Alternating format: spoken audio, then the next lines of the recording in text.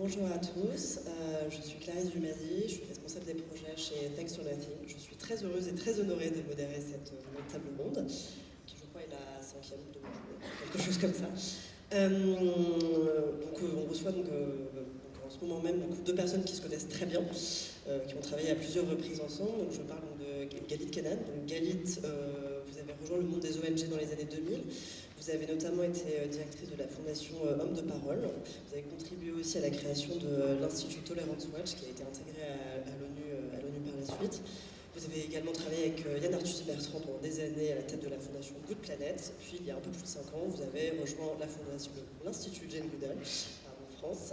Vous avez pu notamment travailler sur le projet du film Animal avec Cyril Dion, ce qui permet de faire une jolie transition sur votre présentation. Donc, Cyril Dion, vous êtes activiste écologiste, vous êtes poète, réalisateur, parmi vos multiples casquettes. Vous avez notamment été à l'origine du mouvement des colibris. Vous avez aussi fondé le magazine Kaizen, enfin la revue Kaizen plutôt, dont vous avez assumé la direction de 2012 à 2014.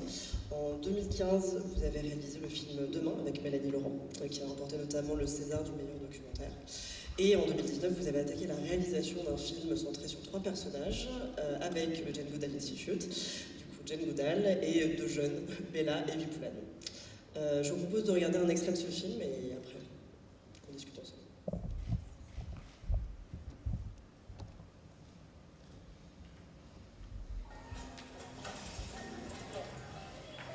We are feeling that we're separate from the rest of the natural world, wanting to build a life inside a bubble, but we're not separate from the rest of the animal kingdom.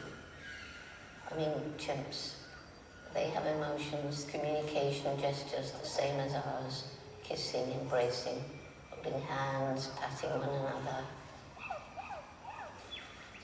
and then facing up to each other when males are challenging for dominance, swaggering and shaking a fist and bunching their faces in furious skulls. You know, they're so like some male politicians.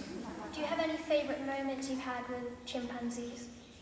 I've had hundreds, but I loved it when little Flint, just beginning to walk, came towards me and with those great big eyes, he reached out and touched my nose.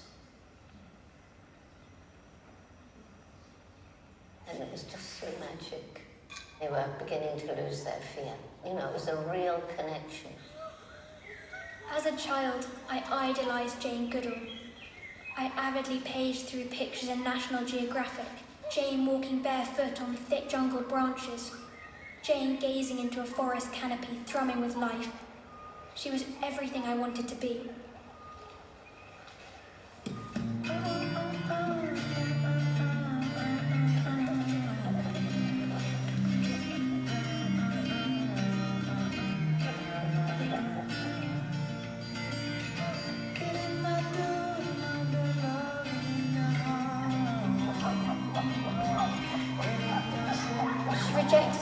Convention and went to live in the wilds of Africa with animals at a time when women were discouraged from even pursuing careers in science.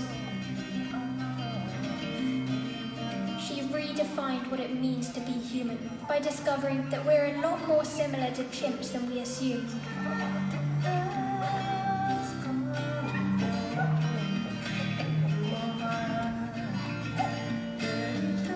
She was told by male scientists that she was only a willowy blonde with more time for monkeys than men. Well, that willowy blonde changed man's relationship with the natural world.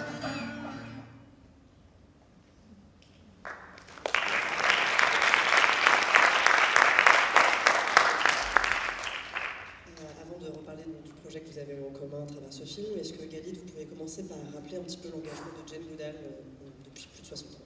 Avec grand plaisir. Jane Goodall, c'est une dame qui aujourd'hui a 89 ans, mais qui à l'âge de 20 ans, comme on a pu le voir dans les images du film, est partie en Tanzanie observer les chimpanzés sauvages. Elle les a observés et elle a mis beaucoup de temps, mais elle s'est rendue compte, elle a fait une découverte majeure, elle s'est rendue compte que les chimpanzés savaient créer et utiliser un outil. Or à l'époque, c'était la définition de l'être humain. Donc c'est pour ça que Bella Lack, dans le film, dit qu'elle a changé notre rapport au règne animal. Et Ensuite, elle a fait d'autres découvertes majeures. Elle s'est rendue compte que les chimpanzés étaient doués de sentience, enfin, énormément de découvertes qui ont changé le cours des choses. Et surtout, ce qu'elle a fait aussi après, ça a été très rapidement de se rendre compte que pour protéger les chimpanzés, pour protéger les animaux sauvages en général, il fallait protéger leur habitat naturel, donc en ce qui les concerne, les forêts, et que tout ceci ne pouvait se faire que par, pour et avec les populations locales. Et donc c'est cette approche globale, ce qu'on appelle une approche holistique, pour reprendre un mot pas du tout usité, qui a vraiment défini son travail dès le début, et c'est comme ça qu'elle a créé le Jane Goodall Institute. Est-ce que vous pouvez du coup nous raconter un petit peu la jeunesse du projet du film Animal, tous les deux?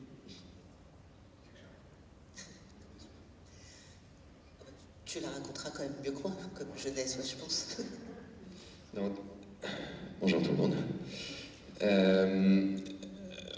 Le film s'appelle Animal, en fait, mais on peut le dire en anglais. Mais comme on se parle français finalement. Au départ, on m'avait proposé de faire un film sur la 6e extinction de masse, puisque quand on parle de crise écologique, on parle quasiment essentiellement du changement climatique, par les temps qui courent. En réalité, il y a une deuxième crise qui fait partie de six grandes crises qui est extraordinairement préoccupante, c'est le fait que les espèces disparaissent à une vitesse considérable. Les espèces disparaissent entre 100 et 1000 fois plus vite que leur taux d'extinction normal. Il y a 1 million d'espèces qui sont menacées de disparition, et si on continue à ce rythme-là, ce que les scientifiques craignent, c'est qu'on parvienne à une forme de 6e extinction de masse. Une extinction de masse, c'est quand il y a 75% de la vie sur Terre qui disparaît brutalement. Donc brutalement à l'échelle géologique, c'est-à-dire que c'est pas du jour au lendemain non plus. Mais si 75% de la vie disparaît, il y a de fortes chances que les humains fassent partie de la charrette. La dernière fois que c'est arrivé, c'était il y a 65 millions d'années, quand les dinosaures ont disparu. Il y a plusieurs théories sur la raison de cette extinction de masse, dont une qui est que c'est un astéroïde qui s'est écrasé sur la planète, qui a provoqué des éruptions volcaniques, qui a provoqué de la poussière, qui a obscurci le soleil et donc qui a provoqué un changement climatique assez rapide, pour le dire de façon très schématique. Sauf qu'aujourd'hui, l'astéroïde, c'est nous. Donc si nous continuons de cette façon à détruire le monde vivant, on est en train de détruire les conditions d'habitabilité de cette planète qui nous permettent de manger, de boire, de respirer, donc c'est un peu stupide. Donc on m'avait proposé de faire un film sur la 6e extinction de masse, ce que j'ai refusé dans un premier temps, puis les gens qui me l'ont proposé ont insisté, et dans le même temps, j'étais très en relation avec tous les jeunes qui faisaient les grèves pour le climat, qui m'appellent monsieur maintenant, du coup, bande de petits cons. Et je me suis dit, il y a vraiment un truc de génération qui est en train de se passer. Ça me paraissait fou que cette génération-là, qui avait 15, 16, 17, 18, dans la rue, voit le futur comme quelque chose de tellement sombre que pour une partie d'entre eux, ils disaient carrément qu'il n'y avait pas de futur, que ça valait plus le coup de faire des enfants. Donc j'ai un peu entremêlé les deux trucs en me disant j'ai envie de raconter l'histoire de deux ados, quoi, parce qu'ils avaient 16 ans au moment où on a commencé le film, qui sont de cette génération-là, et de les emmener un peu à la source du problème qui me semble être notre relation au monde vivant. C'est-à-dire que la source du problème, c'est pas juste qu'on envoie des gaz à effet de serre dans l'atmosphère. C'est pas ça, c'est la conséquence du problème. La source du problème, c'est que, comme le dit Jane dans le film, on a déterminé à un moment qu'il y avait une sorte de séparation entre ce qu'on a appelé la nature et nous, et que la nature étant tout ce qui n'est pas humain, on peut l'exploiter de façon illimitée pour faire de la richesse, quoi, produire de la richesse, donc de la croissance économique. Sauf que cette vision du monde se heurte aujourd'hui aux limites de la planète, donc ce que des scientifiques ont appelé les 9 limites planétaires, et on voit bien qu'on ne peut pas continuer à faire ça. Donc on a besoin de réinterroger notre relation au vivant dans une sorte d'interdépendance, beaucoup plus que dans une relation de domination ou d'exploitation. En gros, il faudrait passer de la phrase de Descartes qui était « l'être humain, maître et possesseur de la nature », ça c'était la vision d'avant, à la phrase de Baptiste Morisot, qui est un philosophe du vivant, qui dit que nous sommes des vivants parmi les vivants. Et donc l'idée de ce film était de faire ça. Et donc, pour raconter ça et pour créer ce lien entre les générations, évidemment, on a pensé à Jane, qui était une sorte de pionnière de cette vision-là, de ce changement, de cette bascule de vision, pour finalement transmettre un peu le témoin à Bella Evie-Poulain, qui avait 16 ans et qui devait continuer le boulot, d'une certaine manière. Et pourquoi est-ce que dans votre travail, en tant que réalisateur, vous choisissez notamment le biais de l'image, du film, du documentaire, on reviendra à la question de la place de l'artiste vis-à-vis de ces questions un peu plus tard, mais qu'est-ce qui vous touche particulièrement en fait, dans le fait de réaliser, de montrer des images comment est-ce que vous organisez votre travail autour de ces questions-là? Moi, je me suis mis à faire des films, pas pour faire des films en soi, mais pour raconter des histoires plutôt. Ce qui me semblait, avant qu'on fasse Demain, c'est qu'il nous manquait un récit du futur. C'est con, mais c'est la romancière Nancy Houston qui dit ça, qui dit raconter des histoires, pour nous les êtres humains, c'est notre façon d'être au monde. On passe notre temps à raconter des histoires. Raconter une histoire à quelqu'un, c'est partager avec lui sa subjectivité sur le monde. C'est partager votre regard particulier, votre point de vue sur le réel. On est tous dans une appréhension du réel qui est très partielle. C'est un peu le mythe de la caverne de Platon. C'est-à-dire qu'on regarde le monde à travers une fenêtre, on en voit une petite partie, et les éléments qu'on agrège de ce qu'on perçoit du monde, on va essayer de les organiser pour créer du sens. Et ça, c'est le principe d'un récit. Quelque chose qui a un début, un arc, c'est-à-dire qui tend vers une trajectoire de sens et une fin, et un milieu éventuellement entre les deux. Et ça, c'est ce qui est sans doute le carburant le plus puissant pour permettre aux humains de coopérer, c'est-à-dire de construire, de co-construire des visions du monde. C'est Harari qui a beaucoup raconté ça dans Sapiens et dans Homo Deus, qui dit finalement ce qui a permis aux humains de prendre le dessus sur les autres espèces, c'est leur capacité incroyable à coopérer. Et qu'est-ce qui fait coopérer les humains? C'est la capacité de produire des récits qui deviennent collectifs, qui deviennent partagés. Si vous regardez l'organisation du monde, d'une certaine manière, tous les régimes politiques, que ce soit la monarchie, que ce soit la démocratie, que ce soit le communisme, que ce soit le fascisme, tout ça, ce sont des récits, ce sont des histoires, ce sont des fictions, ce sont des créations humaines. Ce pas des choses qui ont une réalité, c'est pas la photosynthèse, ça n'a pas une réalité biologique. L'argent, c'est un récit, les religions sont des récits. Et donc, il m'est apparu un moment, enfin je ne suis pas le seul, hein, c'était pas très original non plus, mais qu'on est piégé dans un récit aujourd'hui. On est piégé dans une histoire qu'on se raconte par rapport au monde. Le fait, par exemple, de dire la chose la plus importante au monde, c'est de faire de la croissance économique pour produire de la richesse, pour pouvoir ensuite distribuer cette richesse, pour sortir l'humanité d'une forme de précarité et aller vers une sorte de prospérité. Ça, c'est un récit. Et un récit qui a été imposé par des pouvoirs politiques, militaires, et qui est devenu une sorte de norme. Si on ne fait pas la démarche de s'extraire de ce récit, de voir que c'est un peu comme si on était des poissons rouges dans un bocal et que le récit, c'est l'eau dans laquelle on est en train de nager, on ne peut pas avoir une prise sur le réel. Et une fois qu'on a vu ça, c'est-à-dire qu'on a vu que c'était un récit, donc qu'il était modifiable, la question c'est, si ce récit-là ne convient plus, qui nous conduit vers l'abîme, quel autre type de récit on pourrait élaborer qui constitue une nouvelle trajectoire de sens pour le futur. Et donc quand on a fait Demain, le but c'était ça, c'était d'essayer de raconter à quoi le monde pourrait ressembler si on mettait bout à bout certaines des meilleures solutions qu'on connaît déjà, et de raconter une autre histoire du futur, de créer d'autres types de héros auxquels on puisse s'identifier, en se disant « Ah oui, moi j'ai envie de ressembler à ça, j'ai envie de ressembler à ce couple qui fait de la permaculture dans ce lieu sublime, et qui, d'une certaine manière, s'est donné pour mission de régénérer le vivant en même temps qu'ils ont une activité économique, plutôt que de se dire je vais aller bosser dans une banque, je vais gagner le plus d'argent possible dans ma vie, et puis après je m'achèterai 7 bagnoles et j'irai habiter à Dubaï et je ferai des photos à poil que je mettrai sur Instagram. Voilà. Ben, cette bascule de récit-là, les films aujourd'hui, et l'image est sans doute le médium le plus puissant pour le permettre. On le voit, on vit dans un monde d'images. Donc là, pour l'instant, j'ai fait des documentaires. Là, je suis en train de préparer une série de fiction et un film de fiction. Et puis j'écris aussi des romans, de la poésie, enfin tout ce qui peut permettre de produire ces récits et d'engager cette espèce de bataille culturelle m'intéresse particulièrement. D'accord, merci beaucoup. Du coup, donc, on est à l'ère de l'image. Je voulais parler donc des deux personnages en fait que sont Bella et Vipula donc dans le film Animal, non pas Animal. Comment dire, est-ce que donc on voit que donc, justement là, le souffle en fait, la voix de cette jeune génération qui d'ailleurs nous habite aussi aujourd'hui puisqu'ils sont très nombreux à être venus témoigner de leurs divers projets. Est-ce qu'au cours de votre carrière, de votre vie, l'un comme l'autre, vous avez pu voir une évolution des modes de militantisme, Oui. Oui, parce que je pense qu'avant, on avait beaucoup tendance...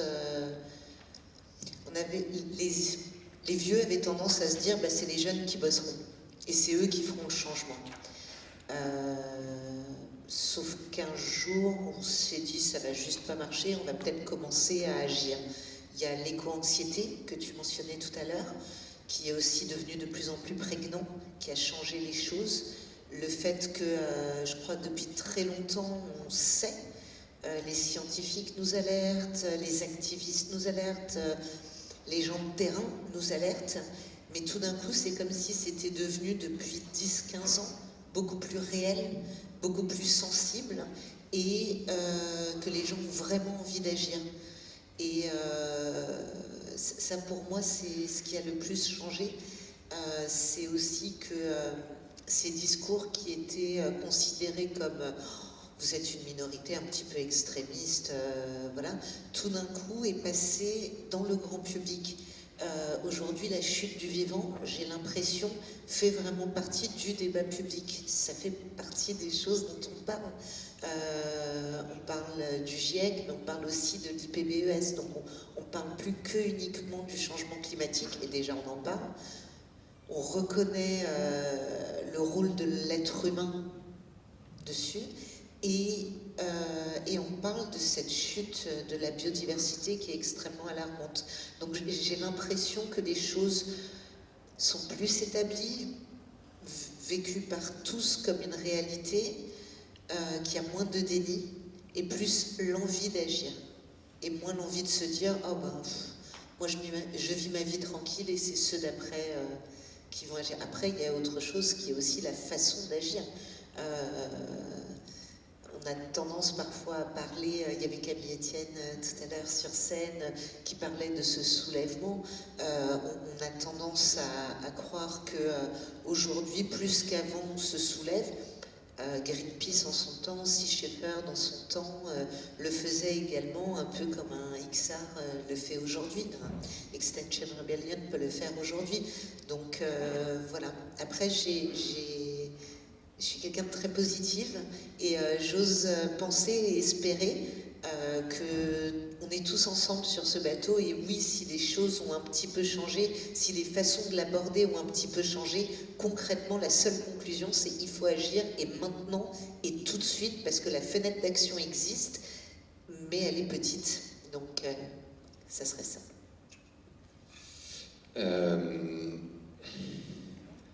Non, mais ça appellerait une longue réponse parce qu'il y a eu plusieurs phases. C'est-à-dire qu'il y a le mouvement écologiste a eu une première vie dans les années 70.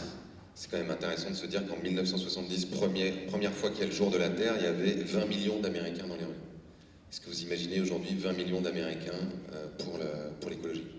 Ça paraît quand même difficile à croire. Aujourd'hui, il y a plutôt des mecs qui dégazent avec des gros 4x4 pour faire chier les écolos qui votent Trump en général. Et on a perdu cette qualité de mobilisation qu'il y avait à l'époque, qui s'exprimait de plein de façons différentes. Effectivement, tu parlais de Greenpeace, enfin, les premiers pas de Greenpeace avec Paul Watson, il y avait une forme d'activisme assez dur, quoi, assez rentre-dedans. Et puis, au sortir des années 70, l'écologie a vraiment été balayée avec toutes les aspirations que ça pouvait porter, c'est-à-dire tout ce que le mouvement hippie et le mouvement beat avant portait, c'est-à-dire la remise en question de la société de consommation, le féminisme, la lutte pour les droits et l'égalité. Et il y a eu une espèce de vague libérale, puis néolibérale, qui a complètement repris la main, qui a réimposé à l'agenda ce récit consumériste de façon délirante. Et puis on a vu, au début des années 2000, une résurgence du mouvement écologique avec les premières COP, à partir de 92, c'est bien de Suzuki, etc. Et puis, il a fallu presque 10 ans pour que le grand public s'en saisisse un peu.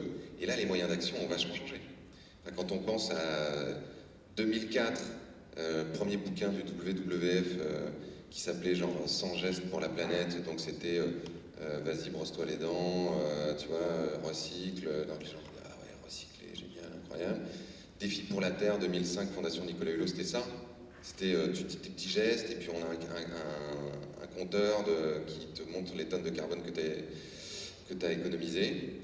Et pendant très longtemps, on est resté tanké sur ce machin des petits gestes, disant c'est les gens quand ils vont prendre leur vélo ou quand tu vois, ils vont manger des carottes au lieu de manger de la viande, ça va tout changer. Et puis petit à petit, la situation s'est aggravée, donc on s'est bien rendu compte que ça n'allait pas suffire. Il a commencé à y avoir des modes d'action. Moi, quand j'ai commencé Colibri en 2007, c'était plutôt se réenraciner localement, recréer des communautés autonomes et essayer justement de rompre avec la société consumériste et capitaliste en créant une alternative. C'était aussi toute la trajectoire du mouvement des villes en transition avec Rob Hopkins au Royaume-Uni. Et là aussi, il y a eu une sorte de désillusion 5-6 ans, 10 ans plus tard, en se disant ça concerne toujours une minorité de personnes et il va falloir 2 ou 3 générations pour que cette stratégie marche. Donc au tournant des années 2018, en gros, quand les étés ont commencé à être de plus en plus inquiétants et qu'on a vu les conséquences du changement climatique, on a vu des premiers soulèvements, un peu, des marches pour le climat, des grèves pour le climat, on a vu la création de Extinction Rebellion, donc des gens qui se mettaient à investir la rue, à essayer de créer des rapports de force avec les responsables politiques de façon un peu plus déterminée. Et là, le temps s'est accéléré, c'est-à-dire qu'on voit que ça va de plus en plus vite, que ça continue à ne pas marcher, donc le combat s'est encore durci. Donc là, aujourd'hui, il y a des gens qui essaient d'engager des rapports de force en augmentant la gradation, donc en engageant des actions en justice, en faisant de la désobéissance civile. Il y a des gens qui commencent à penser au sabotage, à créer des ZAD, à s'opposer, que les gens s'opposent avec leur corps à la destruction du monde naturel. Et je pense que ça va continuer à augmenter. C'est-à-dire que plus les conséquences du changement climatique et de l'effondrement de la biodiversité va se faire sentir, et plus les modes d'action vont devenir radicaux, si le pouvoir politique continue à être sourd et à ne pas organiser les modalités démocratiques qui nous permettraient collectivement de prendre des décisions vraiment courageuses, on va dire, au minimum. D'accord, merci. Et justement, à travers ce pouvoir politique, est-ce que vous voyez des voies d'amélioration? On parlait de l'éco-anxiété un peu plus tôt, de perspectives qui sont tout de même assez sombres, mais est-ce que l'un comme l'autre, vous voyez des perspectives amélioratives ou optimistes? Je vais m'adresser d'abord à Galit, qui est très optimiste, comme elle l'a dit tout à l'heure. Alors oui, bien sûr, il y a des choses qui avancent, et heureusement, pas toujours aussi vite qu'on le souhaiterait, pas de façon aussi globale qu'on le souhaiterait, mais il y a beaucoup de choses qui avancent. Nous, ici, en France, nos actions ont un impact. Elles ont un impact ici, elles ont un impact partout dans le monde. Ce qu'on a appelé la déforestation importée, c'est-à-dire le fait, par exemple, d'utiliser, de manger des viandes qui sont nourries aux OGM, au soja, etc. Et donc, le fait de dire non, je refuse ça, à partir du moment où on a commencé, il y a eu une coalition d'environ 177 ONG de mémoire, donc on s'y est quand même mis à quelques-uns, mais pour faire voter une loi qui semble tellement de bon sens, qui est de dire, ben non, en fait, on veut pas ça. C'est juste pas logique. Ça ne convient pas, c'est évident que c'est pas possible. Et donc ça, la loi est passée. Alors évidemment, comme toujours, il faut rester vigilant sur la façon dont elle va être appliquée, etc. Donc là, il y a un suivi très strict. On est assez présent à Bruxelles là-dessus, mais en tout cas, il y a une première avancée.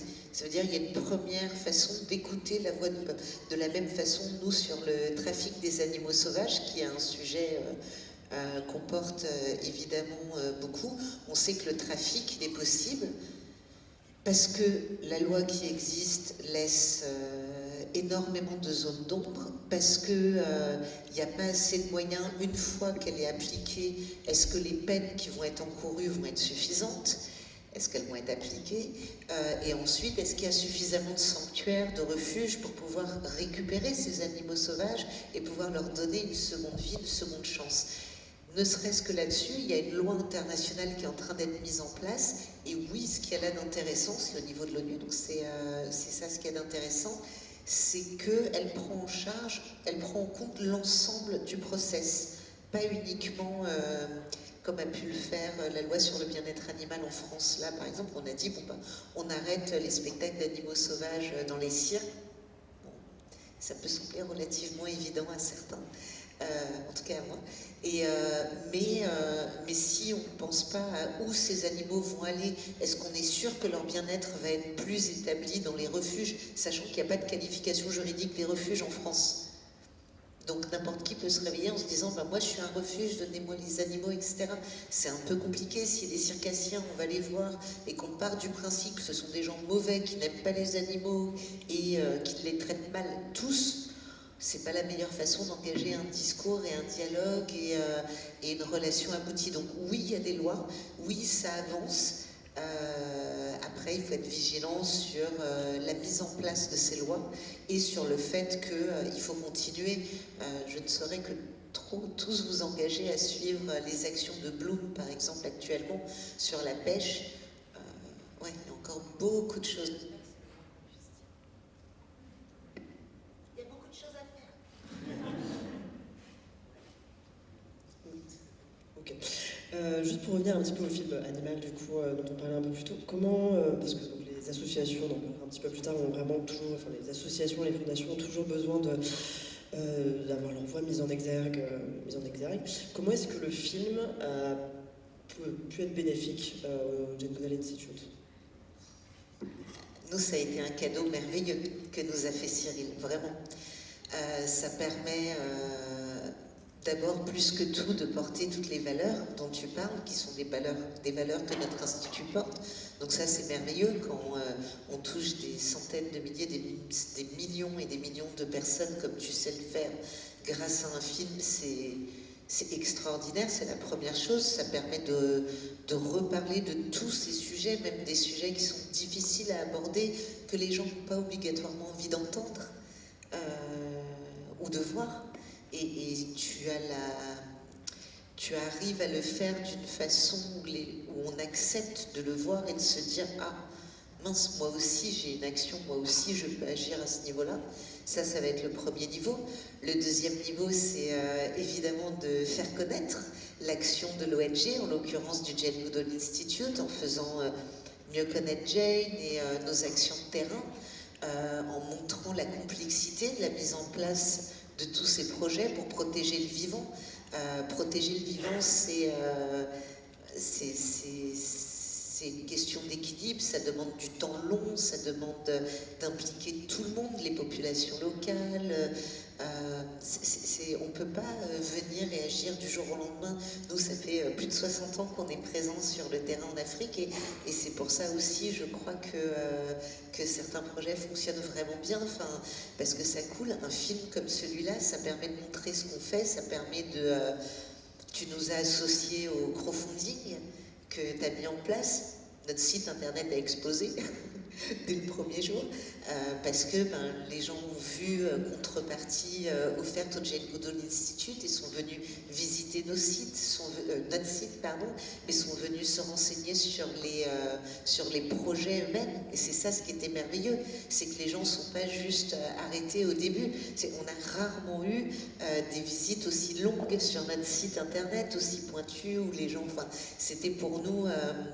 énorme, c'était quelque chose de merveilleux, sans parler, je suis désolée de le faire, mais de l'aspect financier, où très gentiment, grâce à toi, grâce au film, vous nous avez permis de mettre en place sur le terrain des choses, et des choses qui sont difficiles à mettre en place.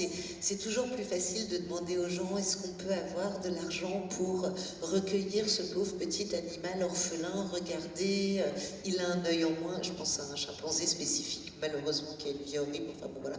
Mais ça émeut les gens, et c'est normal, on est tous pareils, on est émus par un tout petit orphelin de quelques mois, dont la vie tient à un fil, etc. Mais pour pouvoir mener nos projets sur le terrain, pour pouvoir faire de la recherche au niveau où on le fait, mais il faut beaucoup de matériel, il faut du monde, il faut aller faire des choses pas du tout glamour. Il faut aller analyser les défections des animaux pour savoir est-ce qu'ils ont des maladies, est-ce qu'il y a une zoonose, une maladie qui passe de l'humain, d'un mammifère à un autre mammifère, en l'occurrence l'humain. Avec la Covid-19, on est tous au taquet de savoir ce qu'est une zoonose maintenant, mais enfin, c'est aussi de pouvoir, je vais dire une chose idiote, mais on a pu changer toutes les toilettes qui étaient plus chez nous, mais ça a permis, pendant la Covid, juste après, justement quand on a dû bloquer le personnel sur place en disant il y a trop de risques si vous rentrez dans vos familles et que vous revenez, on avait trop de risques de transmettre la Covid aux chimpanzés qui sont dans la forêt autour de nous, dans nos sanctuaires. Du coup, on a demandé à tout le monde de rester par tranche de 3 semaines ou 1 mois. Ben ouais, d'avoir des douches et des toilettes qui fonctionnent, je peux te dire qu'on vous a tous bénis, quoi. Parce que non, mais ça a l'air idiot. Et c'est pas glamour à dire. Mais en fait, la merveilleuse générosité de Cyril et du film et de l'équipe, ça a été non seulement de porter les valeurs, non seulement de porter l'ONG, mais en plus de nous dire, et ça on t'en est extrêmement reconnaissant, je profite de l'occasion pour le lui dire, je suis timide, mais de la confiance que vous aviez sur le fait qu'on mette l'argent au bon endroit, et des endroits qui ne sont pas toujours faciles à expliquer à ceux qui ne connaissent pas aussi bien que toi le terrain, et le fait qu'à chaque fois vous nous ayez dit, mais bien sûr, voilà, le travail qu'on a fait au Burundi ensemble, c'est le travail qui permet aujourd'hui de pouvoir proposer la création d'un corridor écologique sur tout le sud du Burundi, qui va permettre de restaurer les sols, de permettre aux humains, où il y a beaucoup de... faut que j'arrête, pardon, je peux parler des heures de ça. Il y a énormément de réfugiés entre la Tanzanie et le Burundi, parce qu'il y a une situation politique qui est compliquée. Il y a des sols qui sont dans un état catastrophique, parce qu'il y a eu une guerre au Burundi, une guerre interne, où les gens allaient et du coup brûlaient tout, et bon, enfin, c'est compliqué. Il y a très peu de chimpanzés, il reste moins de 300 chimpanzés. On est en train de pouvoir lancer tout le projet, grâce à l'argent qu'on a pu mettre dans le travail préparatoire. Va demander du travail, enfin, c'est le genre de choses pour lesquelles c'est extrêmement difficile. Toi, on t'a dit, ben voilà, on aimerait essayer de lancer ce beau projet auquel on pense depuis de nombreuses et de nombreuses années. On avait déjà fait différentes études, mais il fallait aller jusqu'au bout des choses, parce que pour mettre en place un projet sur le terrain, il faut être sûr qu'il sera encore là dans 5 ans, dans 10 ans, dans 20 ans, dans 50 ans, parce que c'est le temps long qui est nécessaire. Et quand on a des partenaires comme un film, comme Animal et comme toi Cyril, ben, du coup les choses sont beaucoup plus sensibles. Et l'autre chose, c'est que ça permet d'avoir plein de nouveaux bénévoles. Et enfin, la dernière chose, et je vais arrêter de parler, et la dernière chose, c'est le film Animal continue d'être projeté énormément dans les écoles, dans les lycées, etc. Et l'équipe du film a mis en place la possibilité de pouvoir les projeter et d'avoir différents experts qui viennent animer une session de questions-réponses derrière. Et je fais partie de ces quelques personnes. Et donc, jusqu'à la semaine dernière, j'étais encore à Rueil, dans un lycée, devant 900 élèves, en train de parler du sujet. Et ces 900 personnes, il y a au moins la moitié dont a changé la vie. Les types, ils sont en train de monter des projets, mais incroyables, mais vraiment super intéressants. Enfin, voilà. Non, mais c'est vrai.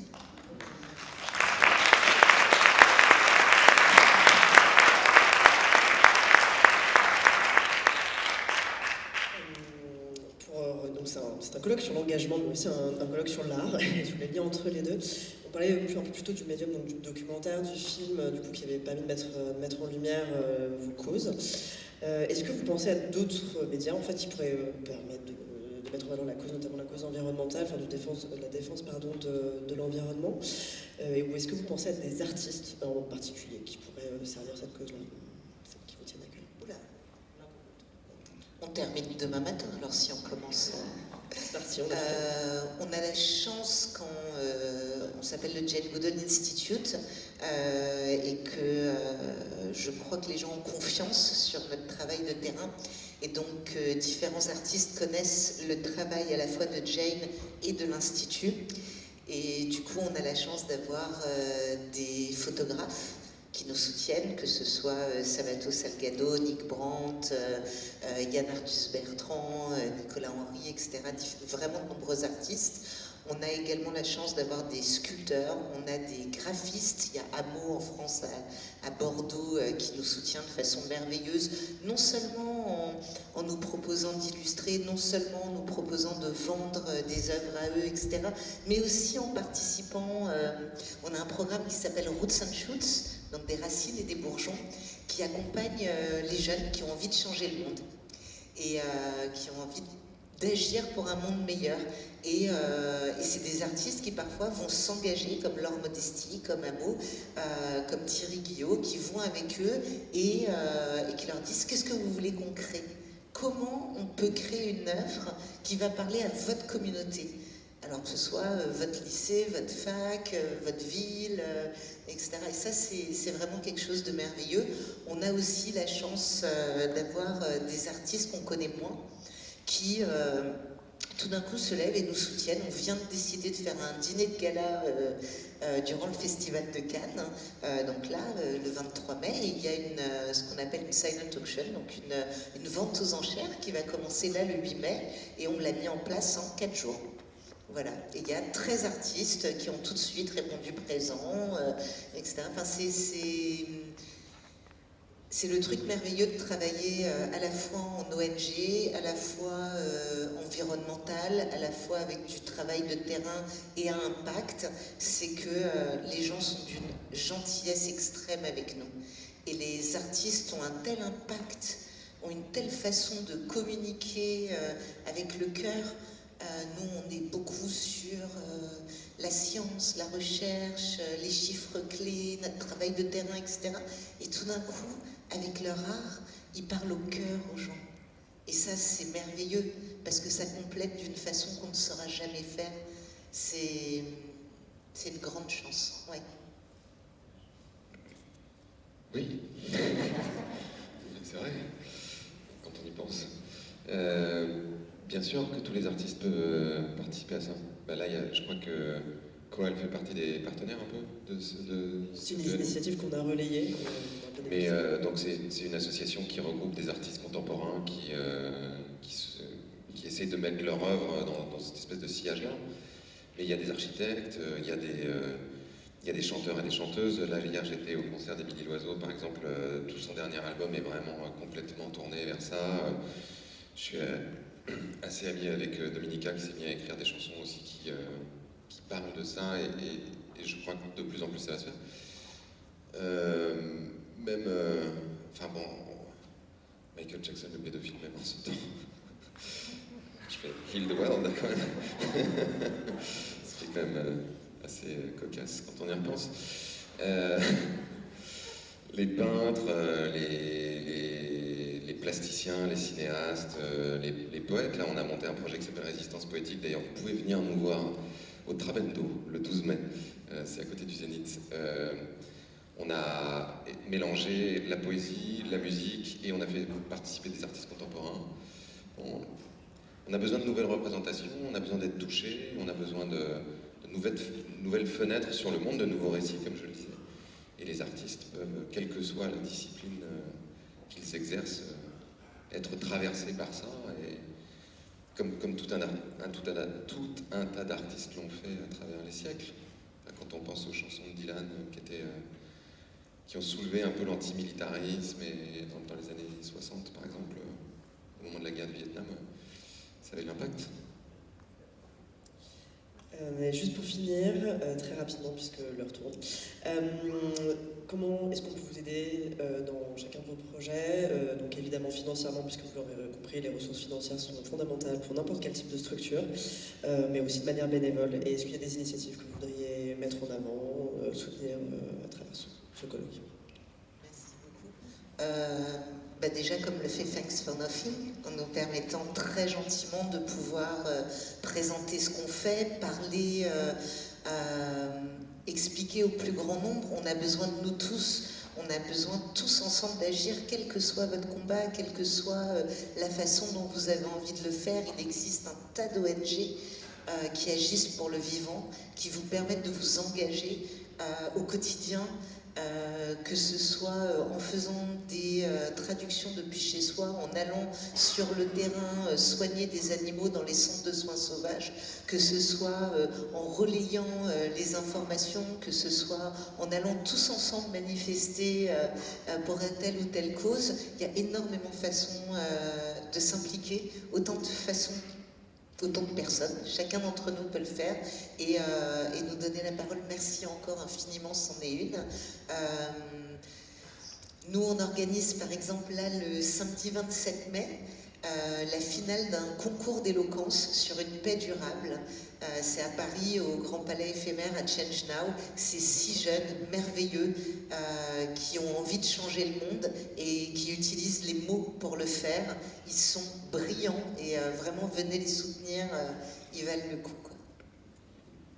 Ben, moi, si vous voulez soutenir un peu ce que je fais, vous pouvez diffuser les films, enfin les partager, quoi, parce qu'on a fait ces films pour qu'ils servent à quelque chose et qu'ils soient vus.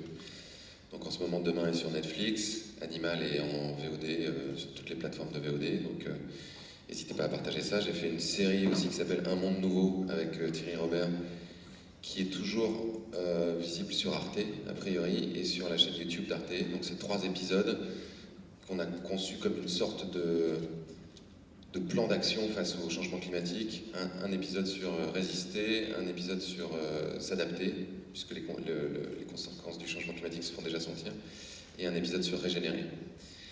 Et puis globalement, si vous voulez aider, c'est comment est-ce que vous allez participer à construire ce monde-là. Moi, ça m'arrive hyper souvent, ça m'est encore arrivé devant le Louvre, là, d'avoir des gens qui viennent me voir, qui me disent « Merci pour ce que vous faites » et tout ça, mais t'as envie de dire « Mais... mec, en fait, je le fais pour te donner de l'énergie, pour toi, faire quelque chose, pas pour que tu te dises, bon, bah, sympa, hein, continue comme ça, moi, je prends l'avion et je bouffe des entrecôtes. » C'est pas totalement l'idée, quoi. Je sais bien que c'est agréable de se dire, il y a un mec qui s'en occupe, enfin, ou plusieurs, mais on a besoin que vous commenciez à faire la révolution d'une certaine manière.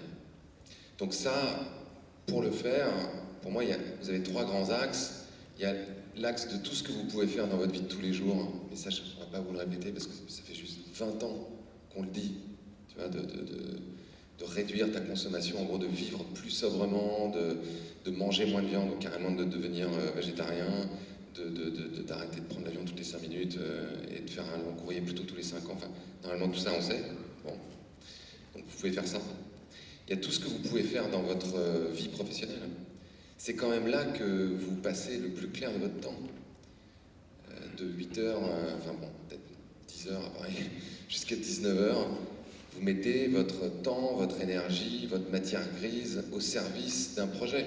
Si ce projet participe à envoyer du gaz à effet de serre de façon délirante, à détruire les écosystèmes, et que vous faites ça toute la journée, et que le soir vous dites bon bah ça va, je vais trier mes bouteilles et puis je vais rentrer chez moi en vélo, c'est un peu le concept de je bosse chez Monsanto mais j'y vais en vélo. Ah bah ça va, je suis sur la planète. Donc comment est-ce que vous pouvez faire pour que le travail que vous faites toute la journée participe à construire le monde dans lequel vous avez envie d'habiter? Comment est-ce que vous pouvez participer à des activités économiques, artistiques, pédagogiques, peu importe, qui aident à régénérer le vivant plutôt que de le détruire? Pour moi, c'est une question centrale que chacun d'entre nous a à se poser. Et puis le 3e champ, c'est l'engagement collectif. Donc évidemment, aller manifester, évidemment, pourquoi pas faire de la désobéissance civile, participer à des actions en justice, mais aussi voter, mais aussi, pourquoi pas faire de la politique, et engager un rapport de force avec les structures, que ce soit les multinationales ou les gouvernements, qui aujourd'hui ont le pouvoir d'orienter.